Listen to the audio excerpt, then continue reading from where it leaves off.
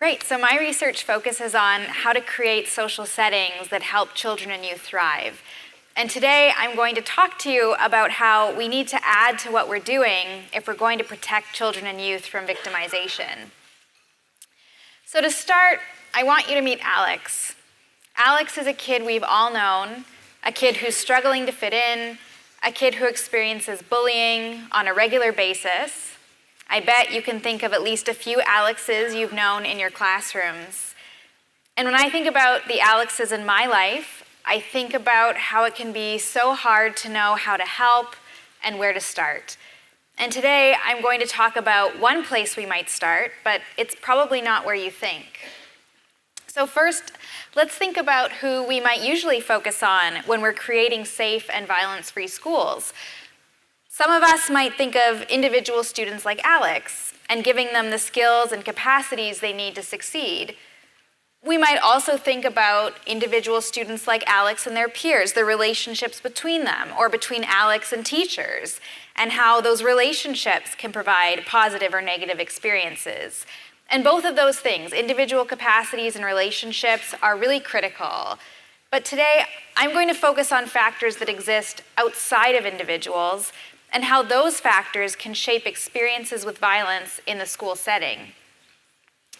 So to get into how we might help the Alexes in our classrooms, we're going to talk about three things today. First, we're going to delve into what some of those outside factors are by talking about a concept called identity-based victimization. Then we're going to talk about a newer way to approach violence prevention in the school setting through something called equity-based solutions, and we'll talk about what that is. And then, because I know we all want to know what to do tomorrow to help the Alexes in our lives, we'll conclude with some specific considerations for practice. So first, identity-based victimization. Why does an understanding of identity matter for violence prevention? Before we can answer that question, we need to go over some important concepts.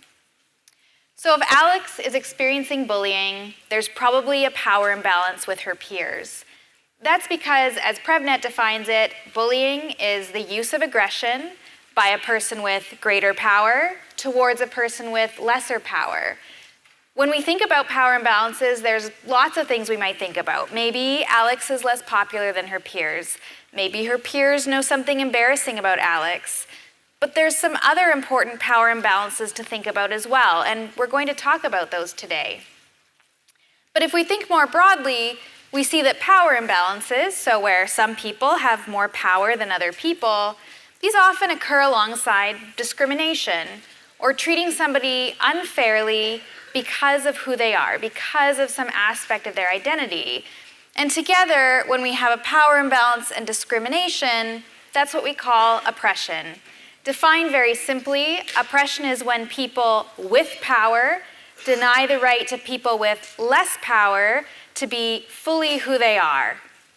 Oppression can take the form of laws, policies, as well as our own words, actions, and beliefs. I'm sure you're familiar with examples of oppression, but here's one. We know from things like Truth and Reconciliation that Indigenous peoples in Canada experience oppression through things like the Indian Act, residential schools, and the 60s Scoop. Indigenous people in Canada have been denied the right to be fully themselves, to live their language, their worldview, their religion, their knowledge. This is really the textbook definition of oppression. But oppression can show up in lots of ways. So we talked about a few in terms of policy, but another way that oppression can show up is violence. People use violence, things like bullying and dating violence, to maintain their power and let other people know that they are less than because of some aspect of who they are, because of who they love, because of what they look like, because of where they're from. And so bullying is an oppressive act when it's used to specifically treat someone badly because of who they are, because of some aspect of their identity.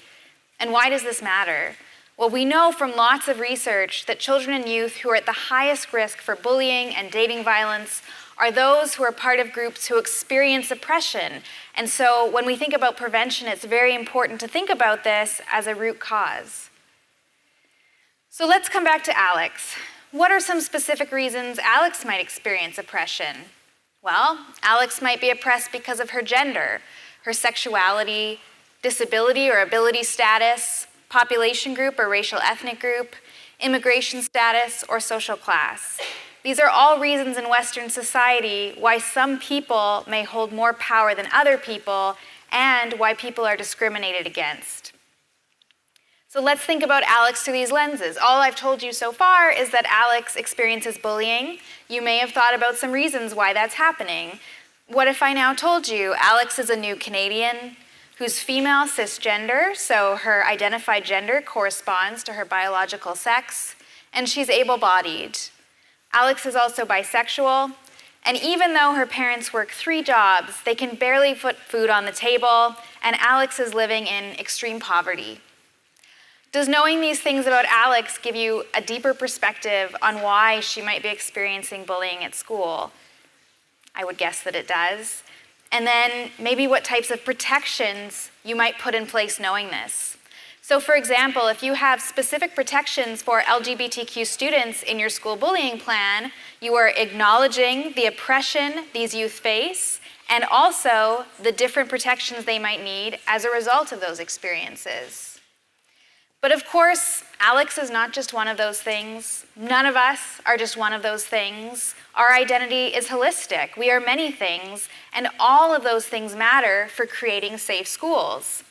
Thinking about all these things simultaneously is a concept known as intersectionality. An intersectional perspective considers all of the different identity factors an individual holds and how together these different identity factors shape experiences of oppression, including violence. And so to prevent violence, we too have to think about all of these things together. So let's come back to Alex. How does thinking about all of these factors simultaneously change our perception about Alex? What does it mean for creating safe schools to know that Alex isn't just a girl, she's a bisexual girl, or a bisexual girl living in extreme poverty? We need to take into account all of these different factors to be effective in violence prevention, which means we need solutions that can encompass all of those things, which I know probably sounds pretty complex. But that's what we're going to talk about in the second half of our talk today. What kind of solutions can encompass an intersectional perspective? But before we get to solutions, let's give a name to what we're talking about: identity-based victimization. This is also known as bias-based victimization or bias-based bullying. And it's really an idea that summarizes the key concepts we've just learned. Simply put, identity-based victimization is victimization that's experienced because of who somebody is, because of some aspect of their identity, and sits at the intersection of discrimination and victimization. So it's an oppressive act when it's based in discrimination and power imbalance. This type of victimization includes reasons why somebody is victimized, so because they're a bisexual girl, as well as what is said or done to them as part of that victimization. Research on identity-based victimization is growing. It's a newer field of study, but we know it's problematic. So for example, in a recent study of over 9,000 youth, they found that children who experienced multiple forms of identity-based victimization, so victimization based on those intersecting identities, reported the greatest amount of school avoidance or avoiding situations in and around school as compared to youth experiencing one form or no forms of identity-based victimization. And we know that costs of absenteeism due to identity-based victimization are also high. So this form of victimization is really important for schools to know and think about. So how does all of this matter for creating safe schools? Maybe you have some thoughts based on what I've said, but here are 2 reasons I think it matters. First, victimization is about power, and we've talked about this. People use violence, including things like bullying and dating violence, to maintain their own power and let other people know they are less than because of some aspect of who they are, because of their identity. But I want to add to that we can't talk about power in relationships without also thinking about how who we are, our own intersectional identity, impacts our access to power, and how we and our students might be using certain actions intentionally or unintentionally to maintain that power at the expense of other groups. Second, victimization is bigger than the individual. It's very important as educators to understand that even though these identity factors are experienced at the level of the individual, the reason that these factors give some people power over other people is because of larger social beliefs. And identity-based victimization is rooted not in the individual, but in those larger social beliefs. So some of you might be familiar with the social ecological model. We use this a lot in violence prevention to help us think about that we can't just focus on individuals, we have to think about relationships, communities, but also societal values and beliefs. And I'll say as someone who works in prevention, this is kind of where we tend to forget about, kind of where we stop working because it can seem very overwhelming and complex and maybe even make us a bit uncomfortable. But working at that societal level in our violence prevention efforts is critical. We know that oppression exists because of societal values and beliefs about who should hold power and who shouldn't. That oppression is then experienced at the level of the individual. But while it's important to, of course, provide support to individuals who are experiencing victimization, we can't stop violence if we don't change societal values and beliefs about power that uphold oppression in the first place. We have to deal with the root cause. And so in our violence prevention, we have to start to target those societal values and beliefs as well.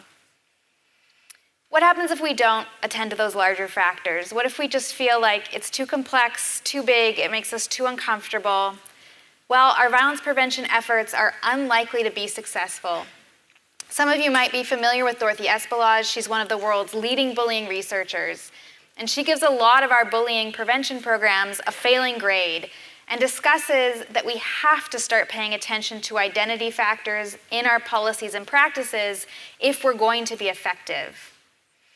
So together, this tells us that violence prevention requires a focus on oppression. It is not a nice to have, it is a need to have. If we're going to build healthy relationships, relationships where power is not used to hurt or oppress another person, then we have to focus on disrupting oppression as part of our violence prevention efforts, as well as building individual skills and capacities. So how do we do that? That can feel pretty big, right? Well, one way to do that is to specifically focus on equity. If discrimination is the unfair and unjust treatment because of who somebody is, equity is the opposite. It is the fair and just treatment of everybody. So we want to embed equity into our school policies, programs, and practices. More specifically in the school setting, we can focus on building something called equity literacy. This is a concept introduced by Katie Swalwell and Paul Gorski.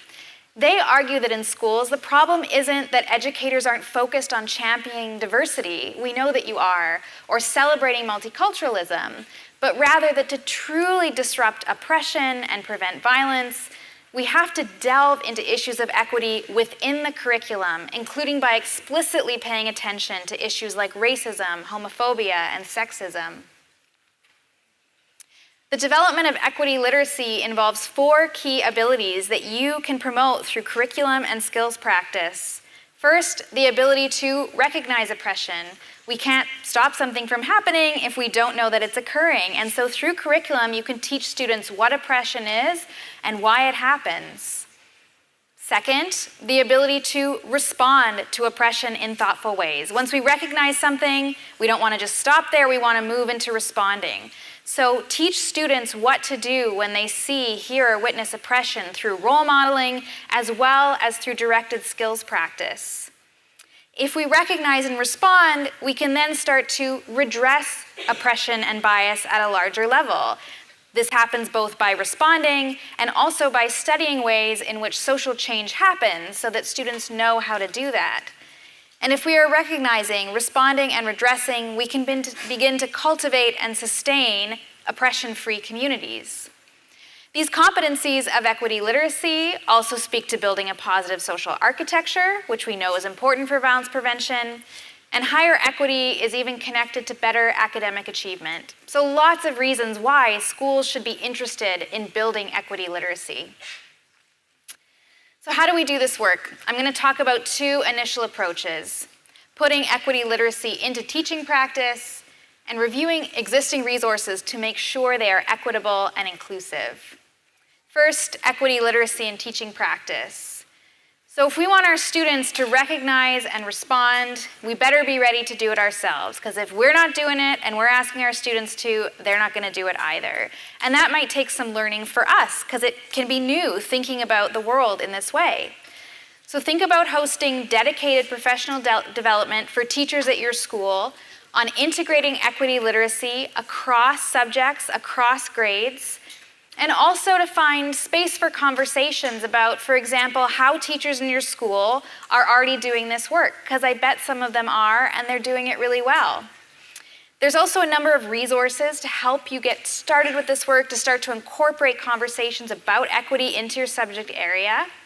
Here's one for math called Rethinking Mathematics. Math here is used as a tool to solve social problems. So instead of using statistics to count plants in a crop, which is what I did, what about applying statistics to understand disproportionate access to services by immigration status? What kind of conversations about recognizing oppression might that spark? And this book goes into all kinds of examples like that. Another resource I really like for social studies and language arts is called Facing History and Ourselves. This resource allows students to understand how human behavior shapes historical events through things like racism and prejudice. There's a number of topics available, including on the Holocaust and civil rights. And for Canada, there's a freely available version on residential schools. Facing History and Ourselves is also a recommended resource by the Collaborative for Academic, Social, and Emotional Learning, or CASEL. So in addition to building equity literacy, you're also building SEL competencies with this resource. Lots of other resources. Pause the video, jot these down. Lots of ways so you can learn about this topic and start to integrate it into your work. Second, existing resources. If you're watching this, I'm going to gather you have an interest in violence prevention, and you may already have violence prevention resources that are in your classroom. It's really important to look at those resources through an equity lens and make sure they are inclusive and equitable. Why does this matter? Well, as someone who evaluates these programs for a living, I can tell you that a lot of them have been developed with pretty limited samples of youth and evaluated with limited samples, often majority youth. And that may unintentionally serve to further marginalize diverse youth who don't see themselves, their needs, or their experiences in that violence prevention curriculum. So this is really important as part of recognizing and responding to potential oppression. So you can review resources with diverse children and youth in your school, look for oppression, look for bias, and think about ways that you could adapt that prevention program content to make it more inclusive and equitable. Doing this kind of review with your students is also a great way to build equity literacy, that recognizing and responding, and also ensures that youth voice is core to your daily practice. So if it's not equitable and inclusive, what might you do? Well, you can make adaptations to better meet the needs of the youth in your classroom. Here are some example adaptations, pretty simple but important. Make materials more inclusive. Do the faces in your violence prevention curriculum look like the faces in your classroom? If the answer is no, you probably need to adapt it to make sure everybody feels included. Adapting role plays. A lot of violence prevention curriculum has role play. It's a great way to learn skills. But the role plays need to match the context of your learners' individual lives to be effective. So if your learners are in a fairly high-risk setting, maybe a role play about missing curfew isn't the most meaningful. So work with your learners to write role play scenarios that will be meaningful for them to learn about violence prevention. Customizing information. If all the information in your program is about heterosexual families, how will that make students from same-sex households or lone parent households or multi-generational families feel? Again, you can customize information to make it more inclusive. These adaptations also don't compromise the integrity of the program. I know sometimes we hear, oh, don't adapt, but these kind of adaptations are safe and encouraged because they will better fit the context of your learners' lives. So just to recap, today we talked about three things. We talked about identity-based victimization, including the key concepts of oppression, intersectionality, and power. We talked about one potential solution, equity literacy, and we discussed two specific considerations for practice. So knowing all this, what do I want you to do tomorrow? Here are 3 steps you can take to get started. First, review your school bullying plan and make sure it specifically considers identity-based victimization. If it doesn't, push to change it. Second, talk with other teachers about how to incorporate equity literacy into the day-to-day activities of your school. Third, review any prevention curriculum currently being used in your classroom for inclusiveness. I know thinking this way and thinking about equity is new for a lot of people working in the field, but I think that incorporating equity considerations into violence prevention is absolutely critical if we're going to build safe schools for all youth. I really thank you for your attention today, and thank you for all you're doing for Canadian children and youth.